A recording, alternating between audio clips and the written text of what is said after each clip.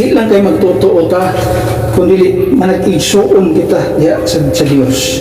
Kung luwas kanini kabuntagon, sigurado kang luwas kay is because unsay gihimo ni Kristo sa krus sa Kalbaryo, yang giula yang dugo na namatay gilubong nabanhaw siya. Kung maunay object sa imong pagtuo, igsuon ta diha sa Dios. Igsuon ta diha kang Kristo, luwas kita parehas. Pero kung dili nga siya mo'y object sa imong pagtuo, na kailain nga object sa imong kaluwasan, hindi kita kaparehas. Pero kung muna siyang object sa imong pagtuo nga si Kristo giula sa iyang dugo, namatay, gilubong ug nabanhaw siya, then mayroon ta parehas ta og kaluwasan, because this is the gospel. So kang barog diha sa kamatuoran, return to the real Bible. Balik sa tinudalay nga pulong sa Dios, the King James Bible.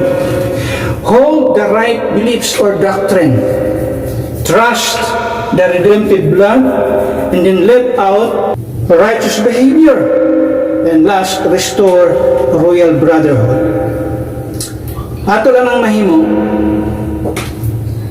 kung kita sigurado ta sa tuwang kaluwasan. Kung di ta sigurado sa kaluwasan, posibleng ma-ignore gyapon ni sa tao. Pero ang pinaka-importante diha, nga makasiguro ka sa imong kaluwasan. Kung sigurado ka sa imong kaluwasan, dili na lisod sa imo ang pagdawat sa tinud-anay nga Biblia. Kay mo na gikinahanglan sa imong kalag. But if you are not saved, dili nimo madawat-dawat nga mga pagtulunan sa imong kinabuhi. It is a one-man rule.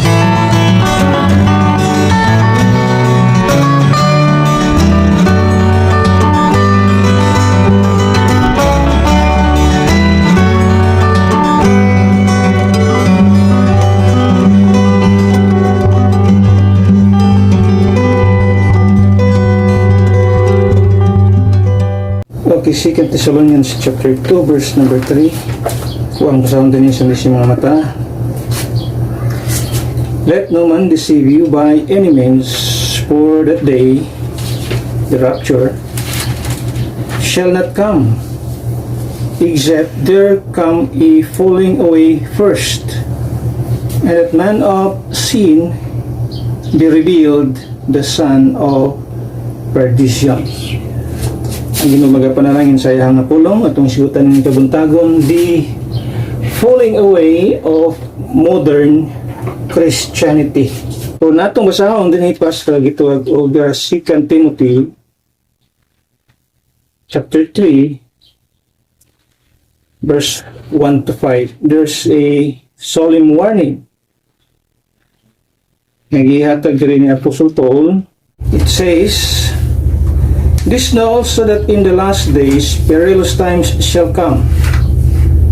For men shall be lovers of their own selves, covetous, boasters, proud, blasphemers, disobedient to parents, unthankful and holy, without natural affection, truce breakers, false accusers, incontinent, fierce, despisers of those that are good, traitors, heady, high-minded, lovers of pleasures more than lovers of God, having a form of godliness, but denying the power thereof. From such turn away." So na mo na ito makita nga in these last days, before sa kitawag o the day of Jesus Christ or the day of the rapture, the Bible stated very clearly that there will be a falling away. That means that is what we call apostasy, from the Greek word apostasia. Mauning gitawag nga the falling away. The falling away means from standing straight. Ano siya ang tawag pagbarog niya nga straight. Falling away. Ano ang nahitabo sa Christianity nowadays. Even though they have the form of godliness.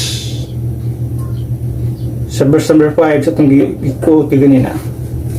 So man atong makita sa atuang panahon karon. So we are living in a time when Christianity is more popular but less powerful, and the worst, loss of doctrinal perspective. Churches are growing in number, but truth is declining in influence. Yes, tinuod, daghan kayong mga kasimbahanan karon nga nag-exist. Klase-klase lang pangalan. This assembly claiming that they are the church, they are the local churches. But sadly, truth is declining. What we see today is not a sudden collapse, but a gradual fallout. Na ang mga tao, ang mga tao o ang mga kasimbahanan o ang mga denominations nagahinay-hinay na sa pagbiya sa unsay giila nga kamatuoran. Like a building that weakens from the inside, modern Christianity has drifted away from its foundation. Nawala na ang pundasyon sa gitwag Christianity. Kung mo tan-awon sa ato ang tanawon sa palibot, bisan asa tang tan-aw sa mga sa television, social media, sa mga taong nagtudlo kung sa pulong sa Ginoo, wala na. They drifted away from its foundation. And when the foundation shifts, everything else follows.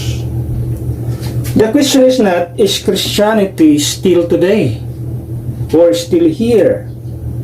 Ang real question is that, is it still biblical? So kaning mga simbahan karon nga atong makita, bisig asang lugar na nag-exist, mga tao nga nagaanha sa mga kalye, nagwali kuno sa pulong sa Ginoo. Ang iwali ba ng matawhana? Biblical? Dispensational? That is why si Paul naghatag sig warning sa itong gibasa gaya na. Paul warned in the last days that there would be a form of godliness. Kung imong tan-awon mo grabe mga balaan kay nga mga tao magasigig wali dia sa kanto, magdalang speaker dia sa mga kanto, magwali ko na sa pulong sa Ginoo. Form of godliness. Pero sa walay power, denying the power thereof. Why? Because they do not preach the blood-stained gospel. What is the power? The gospel. Paul says, ingon siya, in Romans 1:16, for I am not ashamed of the gospel of Christ, for it is the power of God. So the gospel is the power. They have the form of godliness, but denying the gospel, which is the power, denying the power thereof. Kung sa rin ang ilang katuyuan nga nagwali sa kadalanan, nga nag-house to house na sila, naghimog mga visitation, ay walain. Pangwarta. Nang pag-abot sa simbahan, ang patindaghan ng koleksyon, patindaghan ng offering. And I've seen a lot of denominations doing that. Grabing giving. Uban pa gani, wa pasimbahan, apas bas, ngayon nag-offering. Kanya imagine anong klase sa mga tao. Wali-wali sa bus, pag humagwali, pilarak pulong isulti, pasa ng offering, pasa ng sobre. Hatag offering. Isang klase lang ang mga tao man.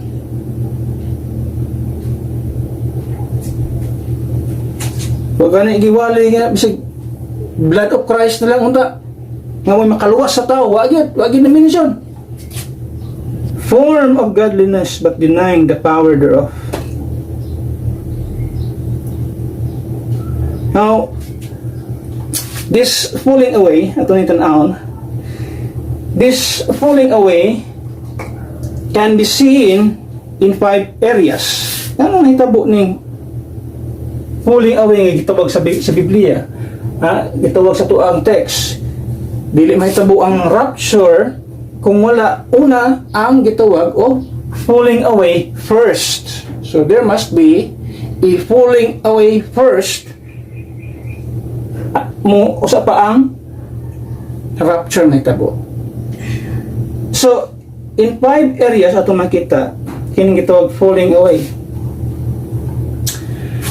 Number 1, the falling away from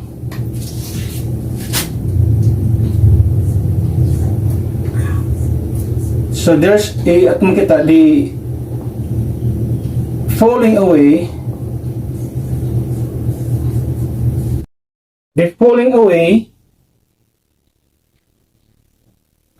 from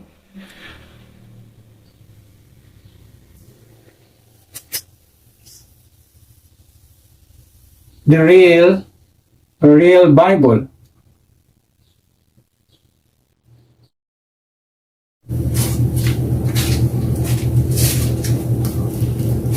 So diha nagsugod una the falling away unang-una sa gitawag og real Bible. Diha kita magsugod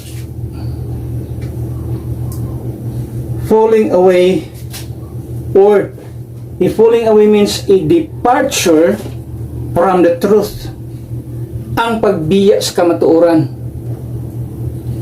Asa sila ni biya? Sa tinud-anay nga Biblia. Naday dili tinuod nga Biblia, naay dili tinuod nga Biblia. Kung naay piki nga kwarta, naay piki nga Biblia. Kung naay piki nga Biblia, na gani piki nga Dios, nagpailay lang nga Dios, pero piki. Ang tradihao, nagpailay lang nga Dios, ito na espesyuhan. Kung doon ay piki nga Dios, so doon ay piki nga Biblia. Kung doon ay piki nga Biblia, doon ay piki nga simbahan. So we talk about the real Bible. Unsa ang real Bible? Pailain, KJV. KJV is the real Bible. Other than that, piki na.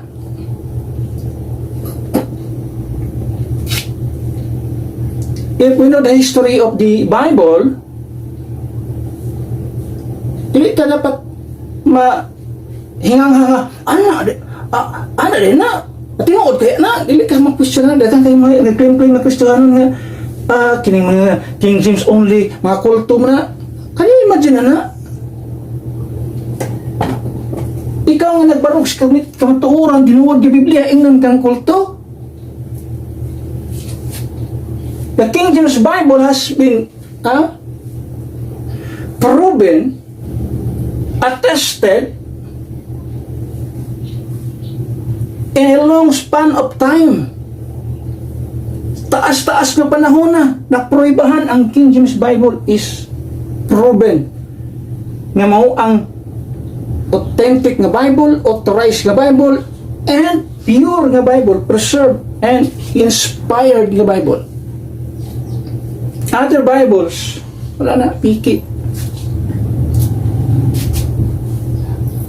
Kung dili ka mo tuo nga naay isa ka Biblia na tinuod, preserved, pure, ano lang pagdadala Biblia? Yamin ko nga, parehas naman tanang Biblia. Ang sa pagkaparehas, estudyuhin ang Biblia, tanang Biblia kung parehas ba. We have a lot of videos about sigitog ani nga modern translations. Na estudyuhin daw kung parehas ba sila. We as dispensationalists do not tayo panultihon, things that are different are not the same. Kung ang butang managlahi, dili na sila parehas. Nga naman, I believe niini nga verse, that is why nagtuo ko nga doon nag-iusa ka Biblia nga tama, pure, preserved,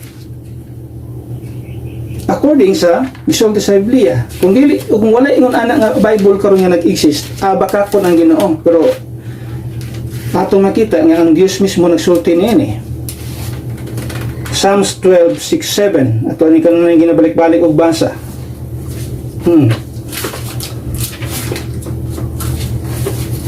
It says, the words of the Lord are pure words. So, kung nagtuo ka nga ang words of God, pure siya. Dili ka magduha-duha nga naay Bible karon nga pure. Ha? Iba siya diya, as silver tried in a furnace of earth, purified 7 times. O, can you imagine na? The only Bible that qualifies this description nga gitawag og purified 7 times is the King James Bible. Mo lang na siya. King James Bible lang ang nakapasa ni ini nga description sa Biblia na purified 7 times. Yun sa siya pag purified 7 times. Sa English Bible, okay, sa English Bible, ikapito ang King James Bible sa English Bible nga parehas og source sa pareha gurut. Duha ra magud ang sources sa especially Old Testament kung atong makita diha. Dunay source sa gitawag og two source sa Old Testament book sa atong makita. Una nga source is Antiochian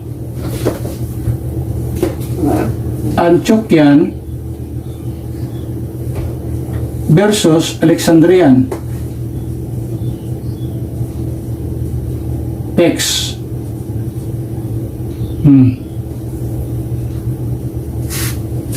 Una ang source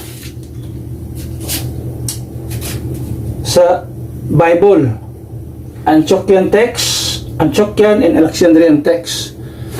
Our King James Bible nagikan nining gitawag line of manuscript kining Antiochian text. Ang isa gikan sa Alexandrian text. That means Alexandria, Antioch. Antioch diha gitawag ang unang mga Kristohanon, Acts 11:26. They were first called Christian in Antioch. Diha gikan nagasumikad ang atuang Biblia. Kining Alexandrian is in Egypt. So sa duha ka lugar asa may ang pilion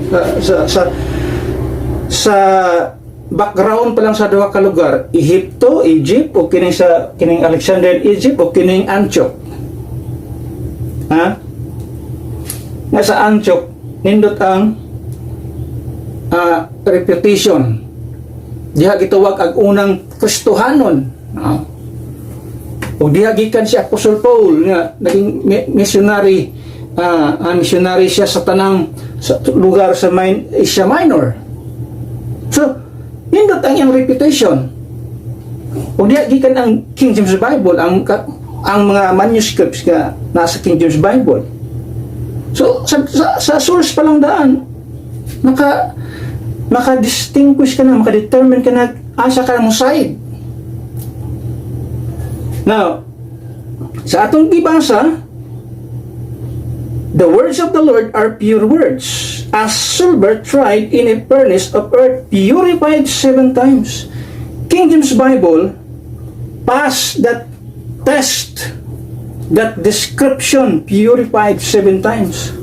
Gikan sa mga Antiochian text, when it was translated to English, kung makita niya, sa maong source, the same source, ika-7 ang King James Bible sa English language. So, sa the English language, purified 7 times ang King James Bible. So yeah, thou shalt keep them, O Lord, thou shalt preserve them. Tanawa ha?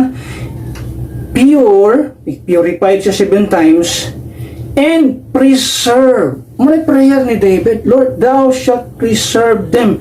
Muna sa ng them diha, dili na mga tao. It refers to the words of God. Verse number 6.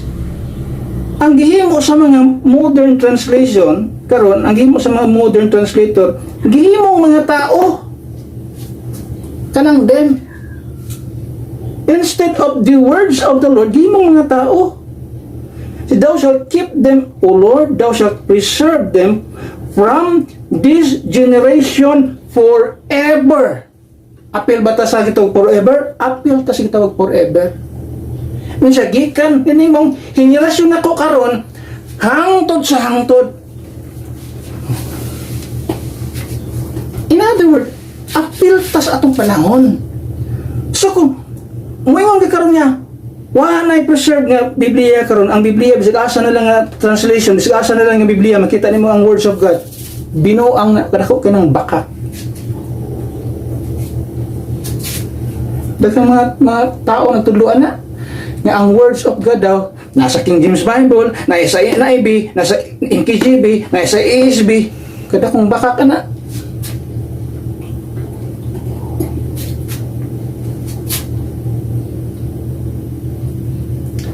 Ang tinugyanan sa Old Testament, di Masoretes, at makita diha, sila ang preserve. That's why nakikitawag ng Masoretic text. The Masoretes, sila ang gitugyanan sa Ginoo nga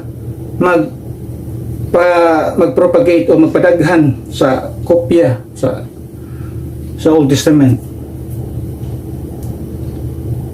Atong makita din na. So ang naitabo karon, the modern Christianity has been falling away, kung imong tan-awon, from the real Bible. Kung tan-awon diha, there's the corruption of Scripture. Grabe ang corruption sa Scripture karon, sa words of God, sa pulong sa Ginoo. Yan sila nga, ang King James Bible, kadaghanon po na siya mga revision dia, revision. Wala may revision ang King James Bible, only edition. Kung saan ang pasabot edition? Gina-edit lang ang mga katong mga letter nga nasayop, mga kulang, muna mga edisyon nga gitawag sa Biblia, sa King James Bible, not revision. Pero ang mga modern Bibles karon grabe ang grabe ang revision, every no and gina-revise. So in other words, there's changing, updating, and diluting God's word.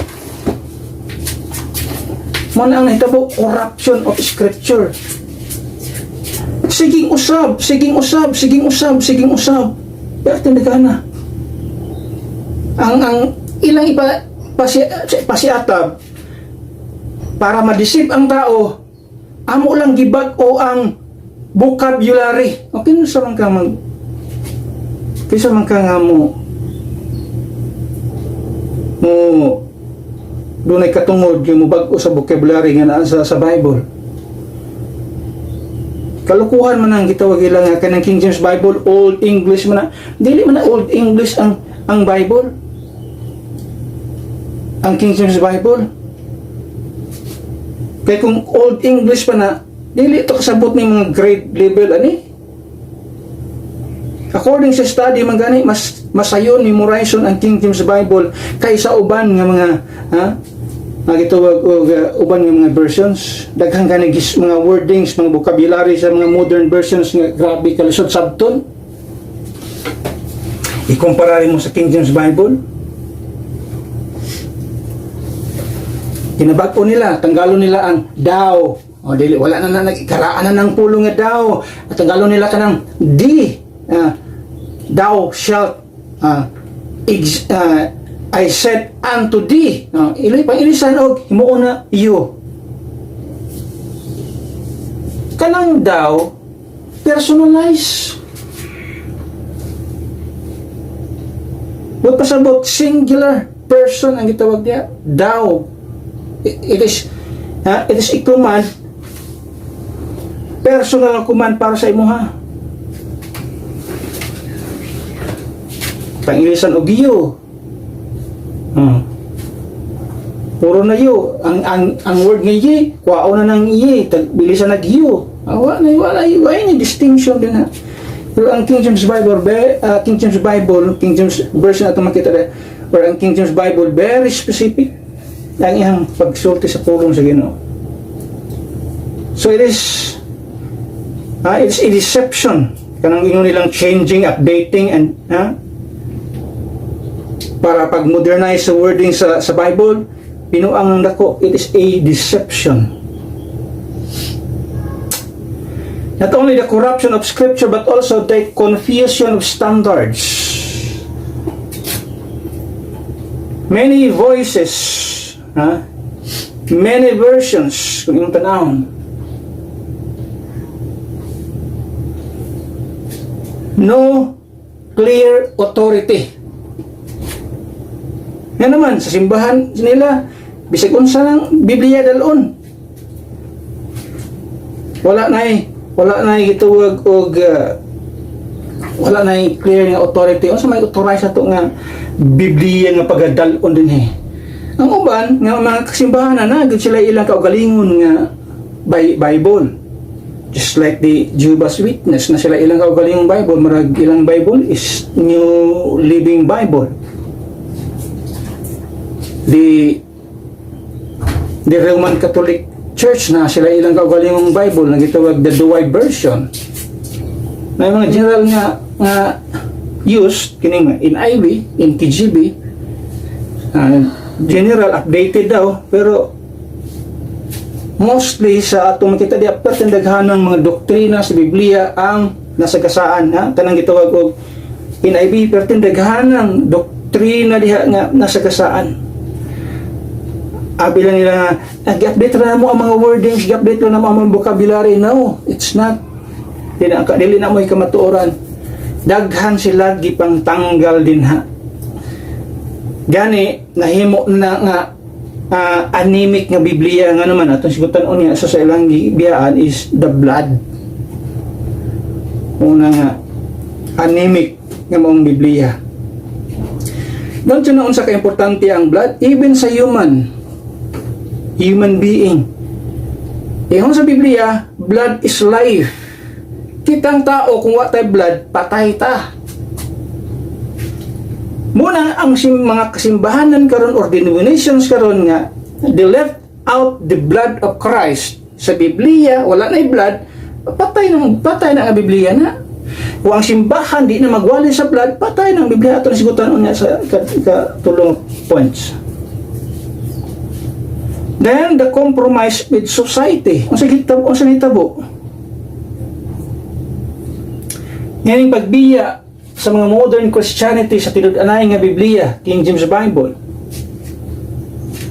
There's a compromise or the compromise with society. Ang sa gibuhat ni matuhan adjusting the Bible to fit culture instead of correcting culture to fit the Bible. Baliktad ng modern Christianity. Ang ilang gusto, himuon ang Biblia nga mupit sa kultura sa tao. Dili na pwede. Ikaw nga tao, dapat ang usbon, ikaw ang correctionan, aron ka mupit ka diri sa Word of God. Dili kay ang Word of God imong i-fit sa imuhang kultura. Dili.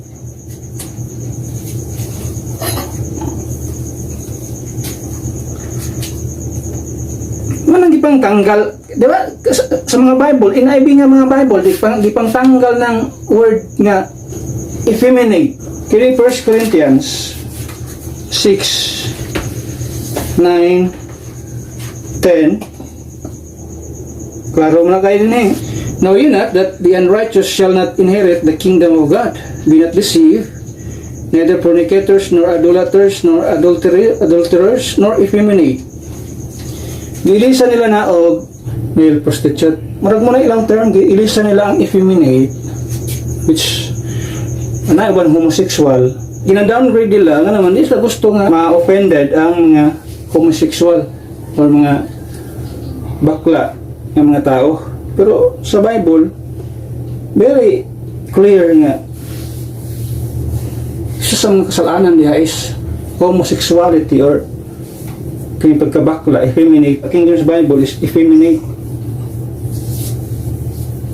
Ngayon sa King James Bible, idolaters, nor adulterers, nor effeminate, nor abusers of themselves with mankind. Mga sodomite. Pero, emphasize diya nga, ilang gina-downgrade ang wording sa Biblia. Di na siya gusto nga ma-offend. Ilisod diya. Instead of ang society correctionan para mo fit siya sa Biblia, dili. Gusto nilang ang Biblia mo fit sa society. Para dili ma-offend, ang mga wordings, water down nila ang gravity sa word nga nasa King James Bible. Ano gihimo ni matuhanan ni? So sa nito po, falling away from the real Bible. Yung mga ang King James Bible. They have so much things kung imong tutunan ang King James Bible, patindaghan na din ha. This is the real Bible nga itong nakita. Nag-preserve, pure, preserved, inspired nga Biblia sa atong panahon karon. Buhi nga Biblia, the words, the blood, na diha makita.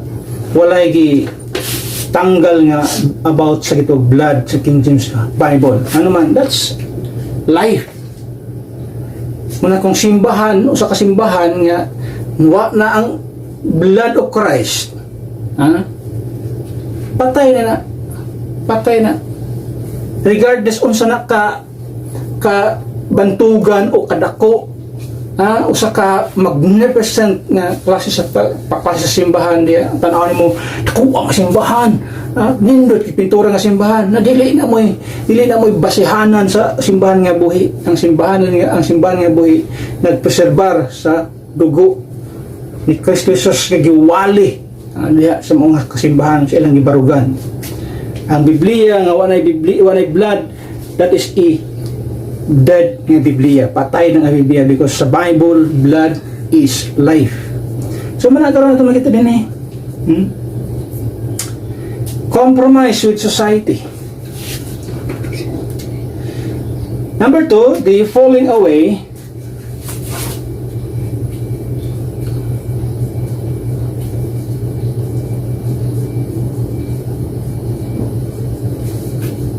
from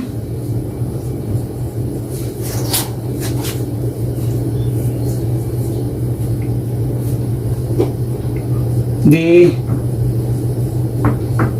right beliefs or doctrine, so to speak.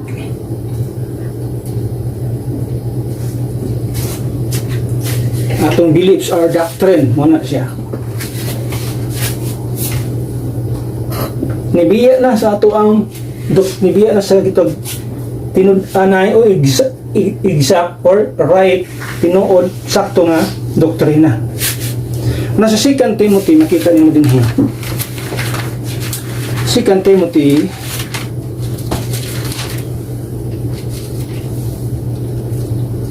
chapter 4 verse number 3 to 4. For the time will come when they will not endure sound doctrine, but after their own lust shall they heap to themselves teachers having itching ears, and they shall turn away their ears from the truth, and shall be turned unto fables. So there is a departure at makita din ha. There's a falling away from the right beliefs or doctrine. So, imo makita first the rejection of sound doctrine. Sound doctrine has been rejected. Magtudlo kag doktrina, yan doktrina. Magkiam ng gud-tagod, ato nang gud nga. Usawon mag-usa lang ta sa gugma sa Ginoo. Kanya imagine ang ilang ipakita nga gugma lang sa Dios atong sigutan para di ta mag-away-away. Kanya imagine na. Kung tinud-anay kang magtuto sa pulong sa Ginoo, regardless o sa imong madunggan diya, regardless imong masugatan diya, imo nang dawaton. Sakit man na sa imong igdulungog o dili, kay gisulti sa Biblia, dawaton mo na. Para sa mga anti-dispensationalist, sakit man sa inyong dunggan paminaw ng word nga dispensation, ha? Dispensation is gikan sa demonyo. Dispensation is not di bag-ora ng dispensation. Sakit man sa inyong igdulungog paminawon, pero adi mo mudawat anak kay di man mo King James Bible believer, pero kung King James Bible believer mo o nagtuo mo sa King James Bible, dawaton niyo na. Why? Because sa King James Bible 4 times di-mention ang word ni dispensation. Kung di naman ang badawat, ito may mahimo diha. Pero mo nagsulti sa Biblia. So ang mga sound doctrine nag-ingon sa Biblia, gina-reject na ng atohanan ni. Di na gusto sa mga simbahan karon. Kuli kayo makitdunggan ng mga tao nga nagtudlog doktrina. Ang sa kasagaran madunggan nga mga mensahe sa mga kasimbahan karon, giving from January to December ang issue simbahan, ang lesson nga madunggan ka simbahan, giving. Na ay soul winning, pero ang purpose sa soul winning para makabakton og membro kay para mudakong offering. Ang imagine giving gyapon padulong. People at rin no longer endure truth. Muna itong nabasa di na. Siya, for that time will come, yun si Apostle Paul, when they will not endure sound doctrine. Di na gusto mo na o doktrina. Muna ikakahitabo. Then, the replacement with soft teachings. Can you imagine dungog mo ng mga klase sa mga mensaheng at madunggan ninyo? Instead of the Bible, dalon ka sa taas kayong istorya. Mas taas pang istorya kaysa Word of God. So, ang pagi illustration ko dalon ka sa forma nga illustration, pero sultihan ka, ang illustration nga gisulti, mas taas pag oras nga gikaon kaysa Word of God. Can you imagine unsa nga siya mo nang itawag replacement with soft teaching. Unsa isul sa Biblia mo ng mga fables, stories. Mostly sa mga illustration nga tumadunggan sa mga mensahe, those are fable stories. Do pasabot walay basihan nga mga istorya, gihimo-himo lang para nindot gitik-gitikon ang dunggan sa naminaw. Pagilok-ilokan ng mga sanay kini mga dunggan sa mga naminaw, sa audience. Pero mas kung imong tanaw obserbahan mo, taas pa kayong iyang istorya sa iyang illustration kaysa Word of God. Walang gisulti ni Apostle Paul here, that time will come when they will not endure some doctrine siya, but after their own lust shall they heap to themselves teachers having itching ears. And they turn away their ears from the truth and shall be turned unto fables. The word fables din mo nang gitawag og mga stories, istorya nga walay basihanan.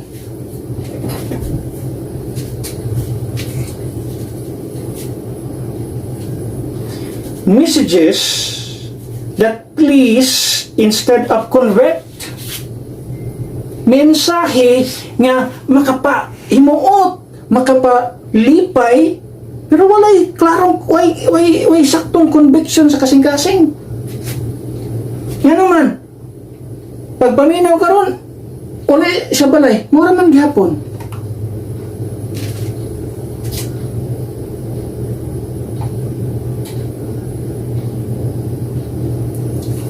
And ang result, kining katulong nga sa point ko makita dito, the rise of personal opinion. What does it mean?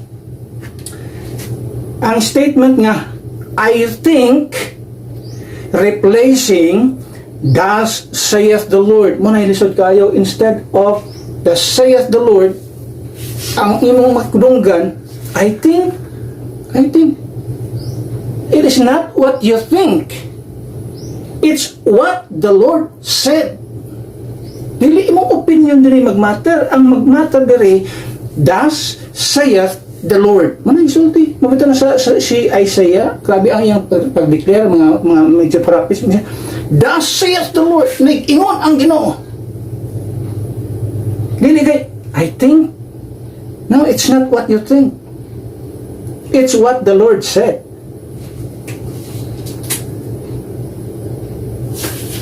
Mga netabo karon, ang doktrina sa mga tao pinabase na lang sa I think nindot ni nga doktrina.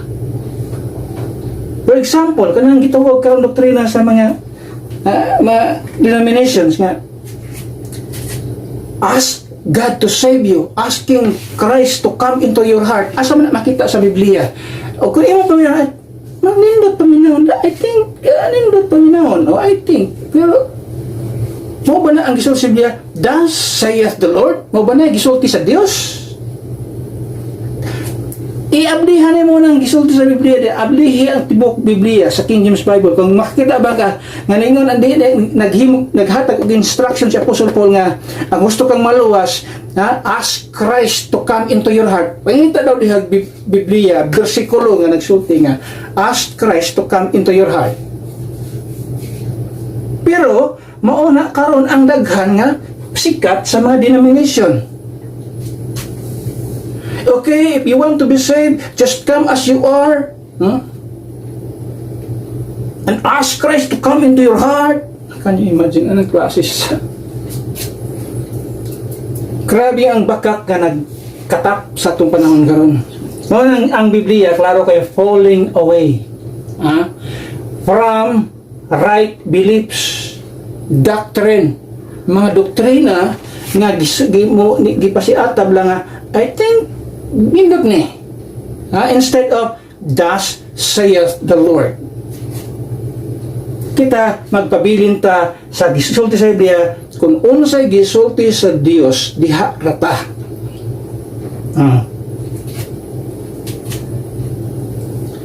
Number 3, falling away from the real Bible, falling away from the right beliefs. Number 3, the falling away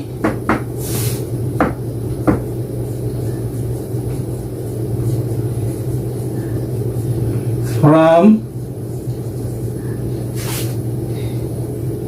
the redemptive blood. May akong gisulti ganina. There's falling away from the redemptive blood. Ang book of Hebrews, very clear kaya siya din gisulti niya. Hebrews 9:22. Okay, verse number 22, it says, "And almost all things are by the law purged with blood," referring to animals' blood. You see, and without shedding of blood is no remission. So, it indicates sa gitawag of the necessity of blood. In olden times, Old Testament times, yung makita di animals' blood. Now, in our time, it's Jesus' blood. Muna ato akaron. Iyon sa atong Bible, Ephesians 1:7. Yun niya, verse number 7, "In whom we have redemption through His blood, the forgiveness of sins, according to the riches of His grace." Colossians chapter 1, verse number 14. It says, "In whom we have redemption through His blood, even the forgiveness of sins." So ato makita din karon unsa ka importante ang blood. Sa gihimo sa modern Christianity, they set aside the word blood even sa mga Biblia nila. That is why ato nang na-mention kaganya na ay mga Biblia nga gitawag nato anemic Bible. It is because they remove the word blood Kaya ilang lang utok, minsan nga, pati man kay paminawon nga atong Biblia, bloody Bible. Yeah, it's a bloody book. Ang Biblia, it's a bloody book. Tungod lang kayang imuhang pagbati, dili mayo paminawon, you have to change that. Kinsa man ka.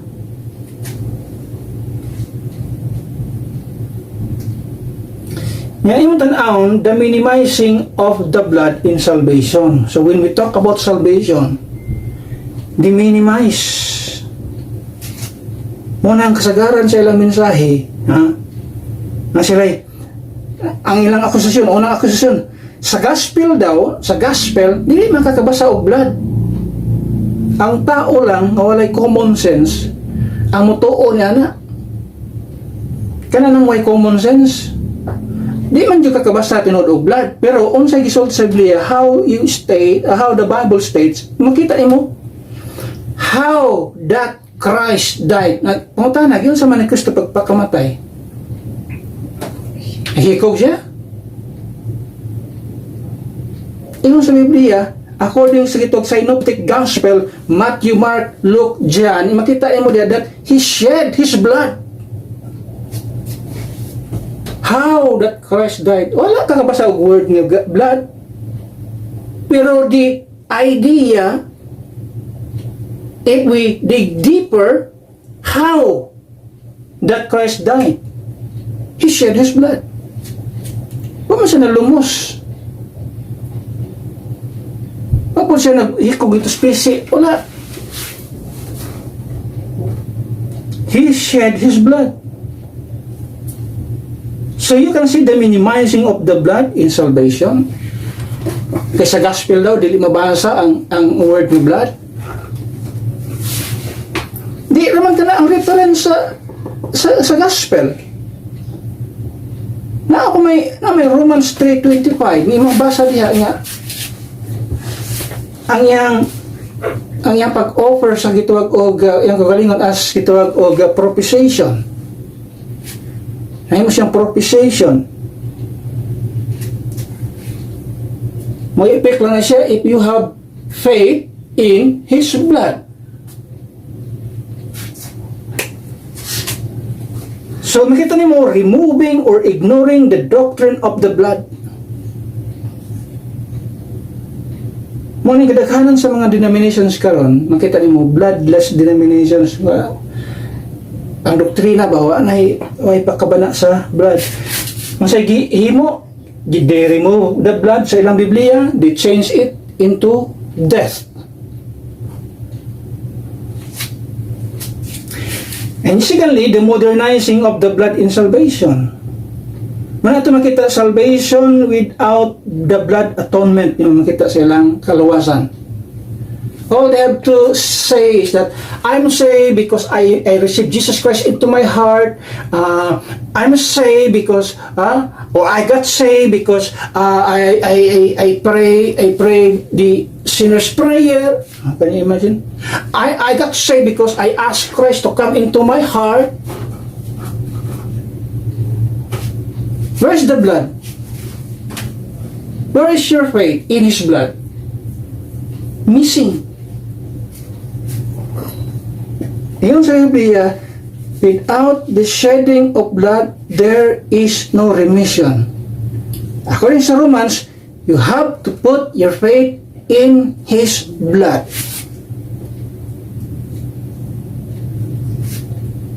And thirdly, let us see, makita nimo din the misunderstanding of the blood in salvation. They misunderstood.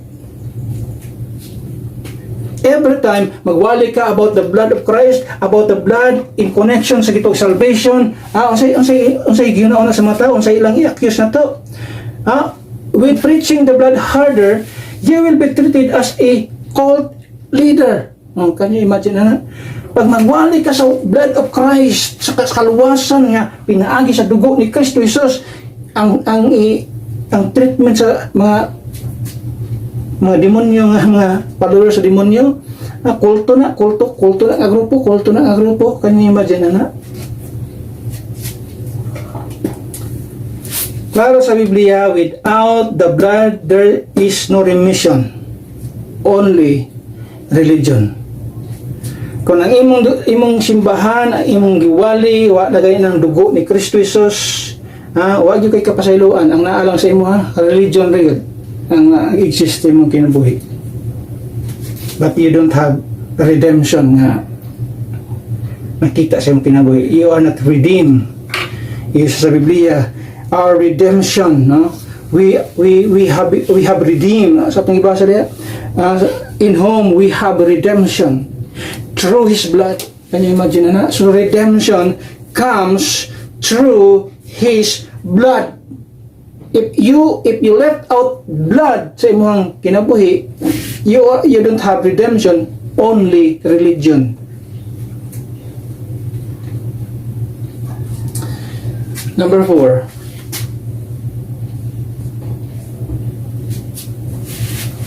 There's the falling away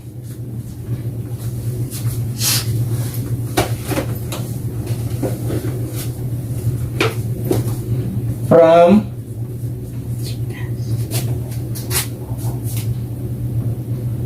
righteous behavior.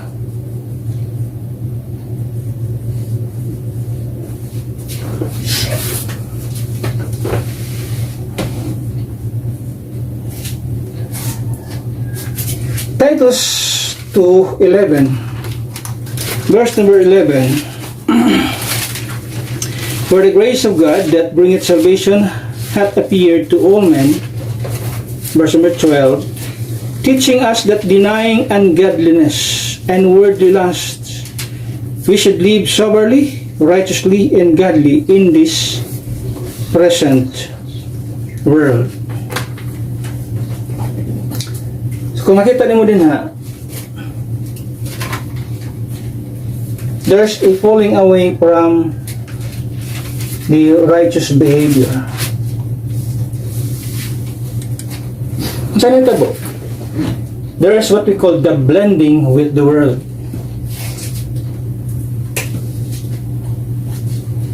So ang tao karon ang gitawag og modern Christianity nagblend na sa kalibutan. Muna ang trend sa ato ang panahon karon. No difference between a believer and unbeliever, wala na kalainan. Claiming a believer pero wala, parehas lang ang kinabuhi sa unbeliever. Pero ang gisod sa Biblia, kung nakabaton ka sa kaluwasan, we should live as what our gisulti kanina sa itong Titus, teaching us that denying ungodliness and worldly lust, dapat ipalayo na ito na insya, and we should live soberly, righteously, and godly in this present world. Instead mo na purpose nga nung naluwas kita, naluwas ang Kristohano, naluwas ang tao, aron magkinabuhi nga gitawag o magkinabuhi nga sober, magkinabuhi nga righteous o mahimong godly, dili na ang nahitabo nga naman. Una, nipalayo sa tinud-anay nga Biblia, nipalayo sa sakto nga pagtuo, gitanggal ang power sa blood of Christ. So normal nga dili po ka makinabuhi nga tarong atubangan sa Dios. O bitaw na pati naghahan nga mga nag-claim mga Kristohanan, pero even in social media, sa social media, labi na yung mga tao nga naka-align sa politics, magpost-post pag mga bersikulo. Grabe magpost og bersikulo, pero twisted ang mga bersikulo ng ipangyaw-yaw. Sa mga nakadaot po sa mga tao, kining political leaning, manang bantay sa gitog political leaning, we don't have a political leaning sa itong kinabuhi. Ang tanawan ng mga grupo nga na-involve sa politics, kanin din na-involve sa politics, kining incomplete nga na-involve sa politics, try comment sa ilang mga pagtulunan nga di mao lain na ang isulti. kita, bisag kung sa ilang isulti niya sa atong gipang post sa atong mga podcast, dahil sila yung mga komento nga di mayo, let it be, ilahan ng komento. Pero sa ilahan, di pwede. Basta ma-touch ang tao niya ng anang klase sa grupo, wala na. Siya pag kung sa ng bersikulo mo i-post din na, twisted.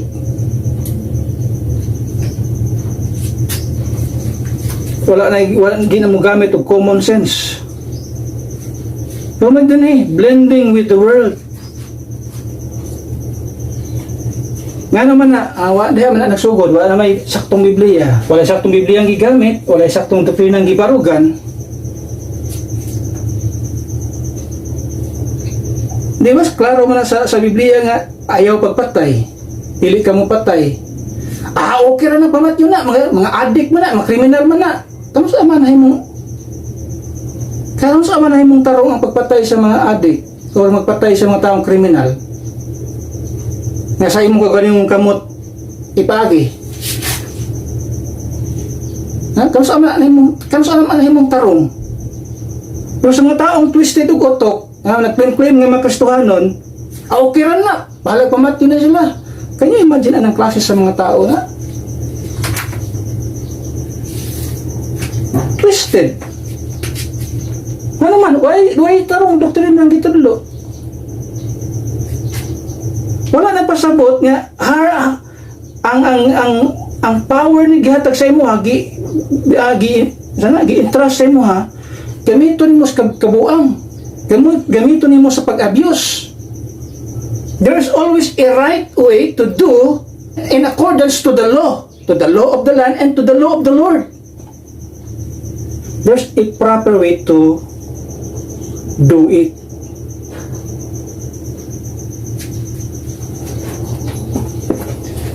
The bending of the words, yung makita din ha.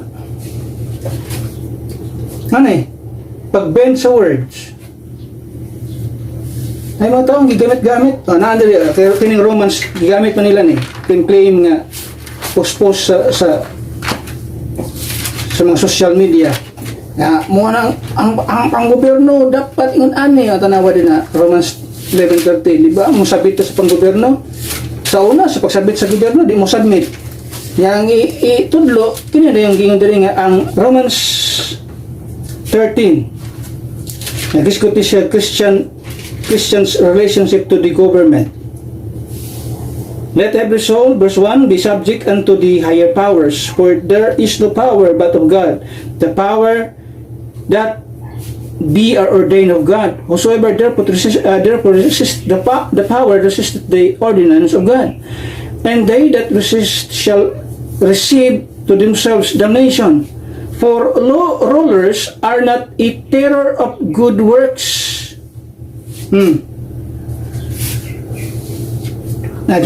Terror daw kuno ang ruler. Dapat terror daw ang ruler. How about tong nangamatay nga way kalambigitan?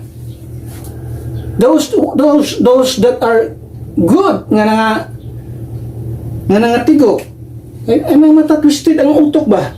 Ang ruler of terror sa dili sa good, sa mga good work, sa gitwa good works kundi sa mga evil. Wow, okay ra na ang kay evil. Wala na pasabot niya. Ang ruler sa gitwa panggobyerno, when we talk about government, ang nag-rule, ang presidente o sa panandiha, kay gisulti sa biya nga dapat terror ka sa to the evil, di na pwedeng imong iabusahan ang pamaagi sa balaod nga bisag wa dili na in line of the law, buhaton nimo. Wa man gikuman ng mga pulis din nga pamatyan ang mga kuanda. Dili na kuman sa balaod ato. Taralo nimo na sila idagta mo sa bilangguan. May sakto nga buhaton. Ang kabuang matuhana kay ang words ba twisted. Ginabend ang words. Ang biblical nga wording ginatwist o tanawa dapat ang ruler sa kuan terror to the evil, terror bitaw kas to the evil, pero not to the extent nga imong abusahan. Mo bitaw nang natay due process Manang gito bending up the words. Napadiya, for he is the minister of God to thee for good. But if thou that which is evil, be afraid, for he beareth not the sword in vain, for he is the minister of God, and a revenger to execute wrath upon him that doeth evil. O, tinuod mo na. Pero anong gitwist na siya? Tinuod mo dapat ang gobyerno isug siya sa against sa mga daotan. Pero sa kuning kasulti, dili ka dapat mulabaw sa line sa imong duty. Daghang mga Kristohanon, muklaim mga Kristohanon na, okay itong ipamatay itong mga tahanan to. Asa naman taon imong moral in taon? Asa naman itong common sense nimo? Kay ang tinud-anay, ang sa balaod na to, ang maghataglag conviction sa katao, korte. Ako, ikaw, kitang tao, di ta ka pwedeng muingon nga kining tawanan ni dako sala or masalanon ni tawanan ni. Ang makahatag lang diha og conviction or acquittal sa katao, korte lang, wala tay katungod nga hukom. If the court says guilty ni tawanan ni, so be it. So if the court mingon siya nga acquitted ni tawanan ni, so be it. Because sila lang ang itaga katungod. Ang ato opinion ratataman. Bending of words, lowering convictions to fit lifestyle. Sana siya mga nana. Para lang muhaom sa imong naratibo, i-bend di mo ang words. Then the burdenlessness toward wickedness. Wala na i-burden sa di nakakita burden nila sa towards gitog wickedness. No guilt, no grief, no godly sorrow. Hindi man na makita. Wala na labi na sa social media karon. Grabe pagkadaghan ng mga tao, mga bakakon sa social media. Bantay mo sa gitog yung anak kay dalon mo sa mga semantics nga na discussion. Sa semantics but pasabot dalon ka sa mga gituwag o wordings lang sa debate ba o sa gituwag argumento, mga semantics ang gituwag. Pero in realidad mao gud sinitabo argumento lang sa mga semantics. Wala na mga tao ang makita nimo no guilt, ang way of pagsulti nila balag bakak normal lang sila ha. Wala ka guilty, wala ka grief nga. Why godly sorrow nga makita. Remember, grace does not excuse sin. It teaches us to deny it. Number 5. There's the falling away from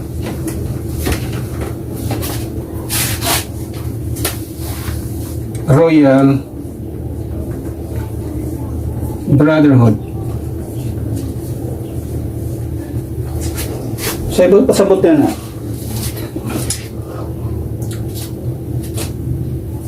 sa First Peter gitawag kita og atoy dual application siya ang makita to sa Peter. First Peter gitawag kita og royal chapter 2 verse number 9. But ye are a chosen generation, a royal priesthood, a holy nation, a peculiar people, that ye should show forth the praises of him who hath called you out of darkness into his marvelous light. So, ito tayo royal brotherhood, priesthood. Kung saan ito karon? The division among believers. There's a division among believers. Hindi basta-basta ito ang kuwan, itong kaliwatan. Natas ito royal race kung ato matawag kayon ana. Sa kalibutan kung mahanay ka sa mga royal blood, mga kings, mga tag-as kay nga mga tao, mga kanasuran, mga ito royal blood. Kung mahanay ka diha, di ka basta-basta. Kita dili basta-basta atong hanay, atong kaliwat royal priesthood, royal brotherhood. Panag-igso na to nga dili basta-basta naman tawag tag royal, na? Di basta-basta ang Dios. Pero nahitabo, there's a division, the division among believers. Ano naman, strife, unity, envy, disunity. Ano nahitabo?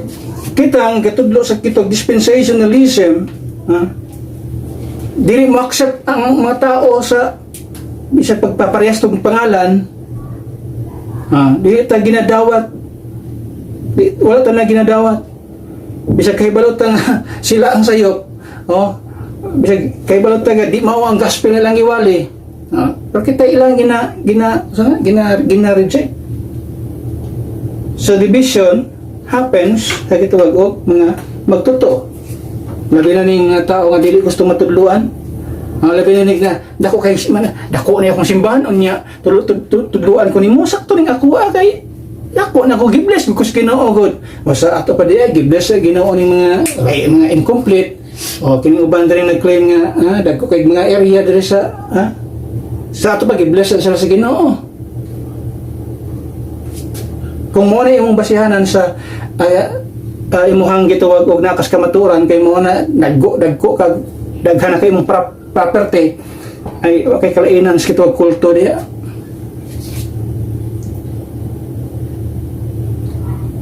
Then there's a detachment from brotherhood or fellowship, forsaking assembly and spiritual connection.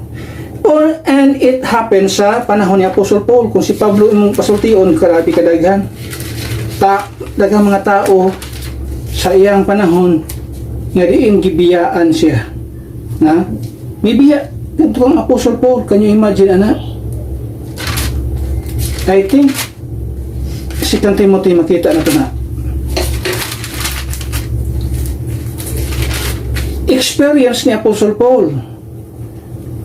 In 2 Timothy chapter 1 verse 15, iyan si Apostle Paul din, this thou knowest, that all they which are in Asia, can you imagine, dili ni basta-basta Asia ang iyang gisgutan din, di Asia Minor. Kaya yung gisulti diri nga Asia, mao ni mga kasimbahanan nga naa sa Book of Revelation, Ephesus, Philadelphia, Sardis, Thyatira. Kaya nga mga kasimbahanan diha na sa Asia yan siya. Kaya imagine siya, they which are in Asia be turned away from me, of whom are Phygelus and Hermogenes. Kung imong tanawon din na daghang kayong mga tao ang nibiya ni Apostle Paul. They detach sa gitog from brotherhood, sa ilang fellowship ni Apostle Paul, sa ilang mga magtutuunas Ginoo, daghang mga taong nibiya sa yaha. Now, kadtong naniya sa yaha nga nibiya sa iyang pagtulunan, mao tong matawhana ang nagpropagate og mga bakak. Kanya imagine ana unsang epekto ana sa kalibutan karon. Aside na pas chapter 4 gibiyaan siya ni Dimas tungod sa pagigumas kalibutan. So there's what we call the detachment from brotherhood, forsaking assembly and spiritual connection. And there's the decline of brotherly love, cold hearts instead of Christ-like compassion. We are not just believers, remember this, we are brethren. Di lang kayo magtutuo ta, kundi manag-igsuon kita diha sa Dios. Kung luwas kanining kabuntagon, sigurado kang luwas kay this because unsay gihimo ni Kristo sa krus sa Kalbaryo, yang giulang iyang dugo na namatay, gilubong, nabanhaw siya. Kung maunay object sa imong pagtuo, igsuon ta diha sa Dios. Igsuon ta diha kang Kristo, luwas kita parehas. Pero kung dili na siya mo'y object sa imong pagtuo, na kailain nga object sa imong kaluwasan, hindi kita kaparehas. Pero kung mo ni siyang object sa imong pagtuo nga si Kristo miula sa iyang dugo, namatay, gilubong ug nabanhaw siya, then mayroon ta parehas ta og kaluwasan, because this is the gospel. Mo na ang maayong balita nga itong nakita din ha. Modern Christianity did not fall overnight. It fell step by step. First, the Bible was questioned. Next, the doctrine was weakened. Then, the blood was neglected. After that, the behavior was compromised. And finally, the brotherhood was broken. When the foundation is destroyed, the structure cannot stand. Muna si tinuod diya, kung ang pundasyon guba, ang usa ka structure sa usa ka bisan sa building dili makabarog. The foundation sa atong Christian life is the real Bible. Kung kini ang daot, sunod-sunod na tanan. Pag daot ang ato ang Biblia nga gigamit, ayaw pag-expect ka na kay saktong doktrina. O kung wa kay saktong doktrina, mo pasabot, kaning importante kay sa kaluwasan to, makalimtan ni mo ning importansya sa dugo ni Kristo Jesus. So kung wala ning dugo ni Kristo Jesus, ayaw pagdahom nga makabaton kay kaluwasan. Kung wa kay kaluwasan, ayaw pagdahom nga makaproduce kag maayong kinabuhi. Walay mayong kinabuhi nga ma-produce kung wala kay tinud-anay nga kaluwasan sa imong kinabuhi. O kung wala kay tinud-anay nga kaluwasan sa imong kinabuhi, ada jud ka maging loyal sa brotherhood o sa fellowship. Just like sa gihimo ning mga taga-Asia diha kang Apostle Paul, the people nga nasa Asia at turn away from Apostle Paul. Gitalikdan si Apostle Paul. Nga naman, we don't know. Dili siya rin na madawat ang pagtulunan ni Apostol Pablo. It is not enough to see the fall. We must stand in the truth. Gusto tang mubarog sa kamatuoran? Especially our viewers, gusto kang mubarog sa kamatuoran, mubarog diha sa kamatuoran. Return to the real Bible. Balik sa tinudanay nga pulong sa Dios, the King James Bible. Hold the right beliefs or doctrine. Trust the redemptive blood, and then live out righteous behavior. And last, restore royal brotherhood. Ato lang ang mahimo na kung kita sigurado ta sa tuwang kaluwasan. Kung di ta sigurado sa tuwang kaluwasan, posibleng ma-ignore ka po sa tao. Pero ang pinaka-importante diya, na makasiguro ka sa imong kaluwasan. Kung sigurado ka sa imong kaluwasan, dili na lisod sa imo ang pagdawat sa tinud-anay nga Biblia. Kay mo na gikinahanglan sa imong kalag. But if you are not saved, dili nimo yung madawat-dawat nga mga pagtulunan sa imong kinabuhi.